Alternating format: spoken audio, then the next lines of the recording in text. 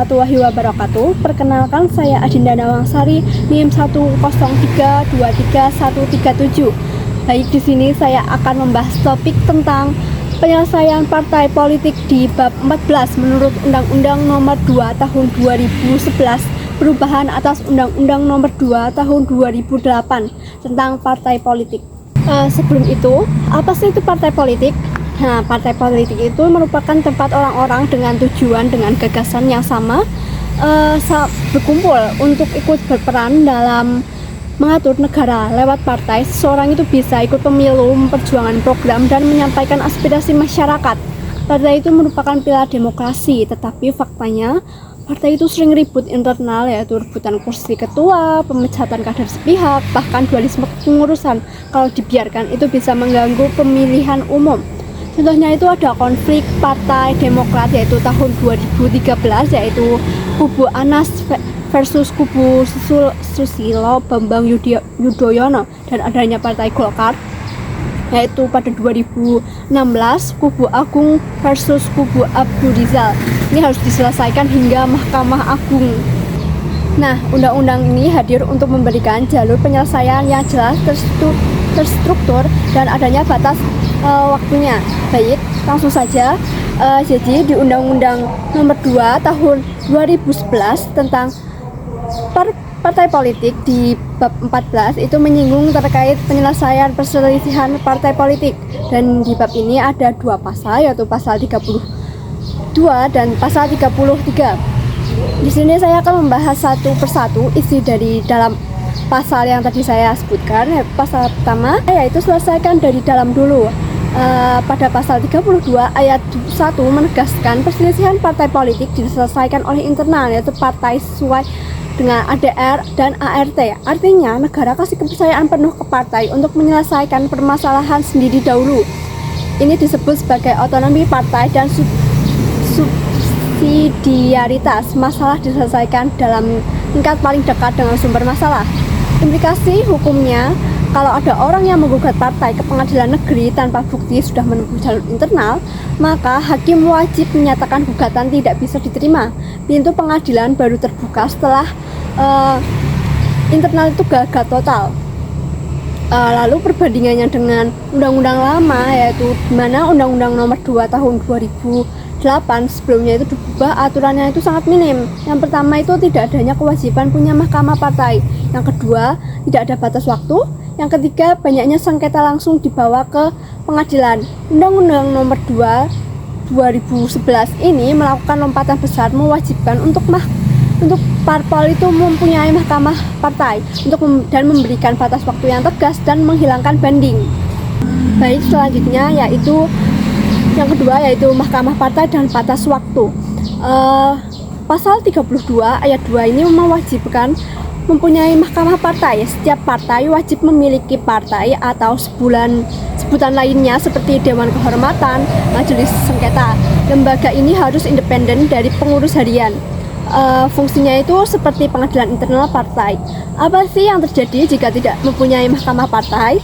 Maka secara hukum dianggap tidak memungkinkan dilakukannya penyelesaian internal. Akibatnya pihak yang bersangkutan bisa langsung mengajukan gugatan ke pengadilan negeri tanpa melalui tahapan internal. Selanjutnya yaitu pasal 32 ayat 3, yaitu laporan kementerian. Susunan mahkamah partai harus dilaporkan ke Kementerian Hukum dan HAM.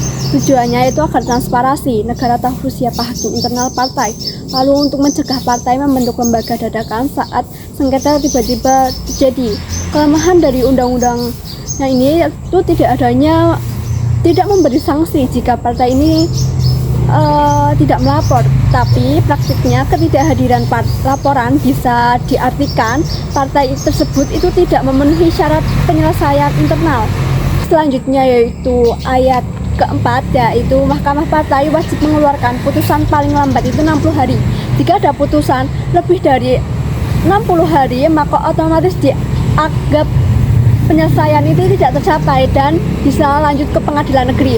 Fungsi batasan ini yaitu untuk mencegahnya taktik penundaan. Yang kedua, untuk memberikan kepastian kapan harus ke pengadilan negeri. Dan yang ketiga, menyelaraskan dengan batas waktu di pengadilan negeri yaitu 60 hari dan di Mahkamah Agung itu 30 hari. Selanjutnya ayat kelima yaitu putusan final dan mengikat internal. Putusan Mahkamah Partai bersifat final dan mengikat secara internal, khususnya untuk sengketa kepengurusan. Artinya di internal partai tidak ada lagi upaya banding. Semua pengurus dan kader wajib patuh dengan putusan tersebut. Namun negara tidak otomatis terikat oleh putusan ini.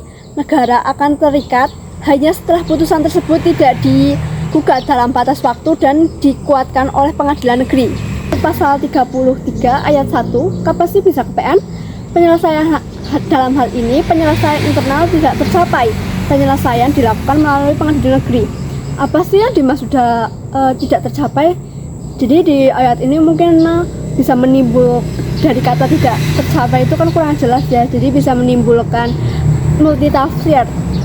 Mungkin ada 3 situasi yang maksudnya tidak tercapai, yaitu yang pertama melebihi batas 60 hari tanpa putusan dari Mahkamah Partai. Lalu yang kedua putusan keluar tapi salah satu pihak itu menolak melaksanakannya. Dan yang ketiga yaitu Mahkamah Partai tidak pernah terbentuk atau lumpuh karena konflik. Selanjutnya pengadilan negeri berperan sebagai upaya terakhir ultimum remedium, bukan pilihan pertama. Konsekuensinya hakim pengadilan negeri wajib memeriksa apakah internal sudah benar-benar dicoba dan gagal. Jika tidak terbukti, gugatan dinyatakan tidak dapat diterima oleh pengadilan negeri. Di ayat 2 tidak adanya banding, langsung kasasi.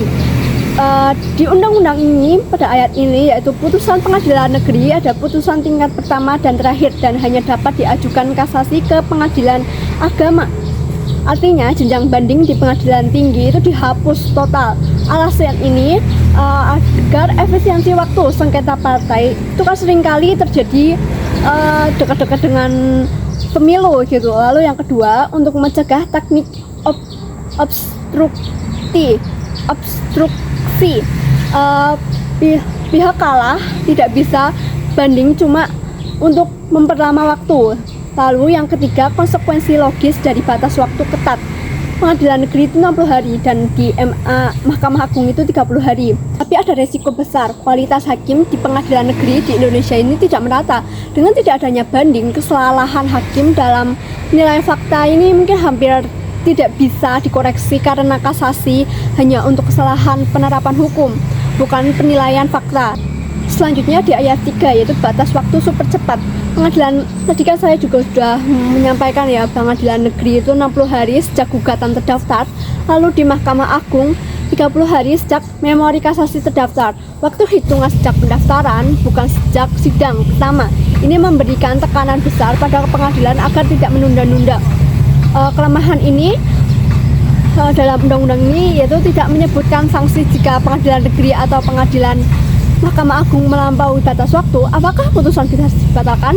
Tidak ada jawaban. Dalam praktek ini, aturan ini sering hanya dijadikan himbauan. Baik, kesimpulannya dari seluruh pasal yang tadi kita bahas, prinsip utama yang dapat ditarik adalah hukum Indonesia menghendaki keseimbangan antara penghormatan terhadap otonomi partai, mengutamakan penyelesaian internal melalui Mahkamah Partai, dan kepastian hukum yang cepat yaitu batas waktu yang ketat dan penghapusan banding.